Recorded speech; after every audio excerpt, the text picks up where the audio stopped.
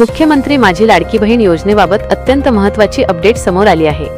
राज्याच्या महिला व बालविकास विभागाच्या मंत्री आदिती तटकरे यांनी या योजनेबाबत महत्त्वाची माहिती दिली आहे।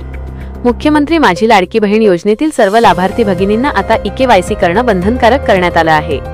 ladkibaheen.maharashtra.gov.in या वेब पोर्टलवर ई-केवायसी सुविधा उपलब्ध करून देण्यात आल्याची माहिती मंत्री आदिती तटकरे यांनी दिली आहे।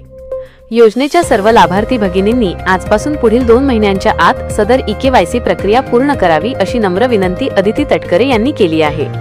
ही प्रक्रिया अतिशय सहज, सोपी व सुलभ असून योजनेमध्ये पारदर्शकता कायम ठेवण्यासाठी पात्र लाभार्थ्यांना नियमित लाभ मिळण्यासाठी सर्वांनी ही प्रक्रिया पूर्ण करावी।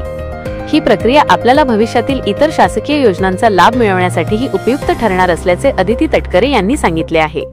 मुख्यमंत्री माझी लाडकी बहीण योजनेत पारदर्शकतेला सर्वोच्च प्राधान्य असल्याचेही आदिती तटकरे यांनी म्हटलं आहे। मंत्री आदिती तटकरे यांनी ट्विटरवर पोस्ट करत लाडकी बहीण योजनेसंदर्भात महत्त्वाची अपडेट दिली आहे।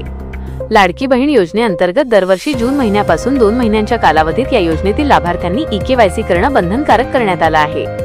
याबाबत शासन निर्णयाचे परिपत्र देखील जारी करण्यात आलं आहे।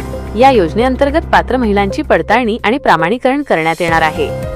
दरम्यान 2 महिन्यात ई-केवायसी न केल्यास पुढील होणाऱ्या कारवाईस ते जबाबदार राहतील याची नोंद घ्यावी अशी माहिती देखील परिपत्रकात देण्यात आली आहे। त्यामुळे लाडकी बहीण योजनेतील सर्व पात्र महिलांनी तातडीने आपली ई-केवायसी पूर्ण करावी असं आवाहन करण्यात आलं आहे।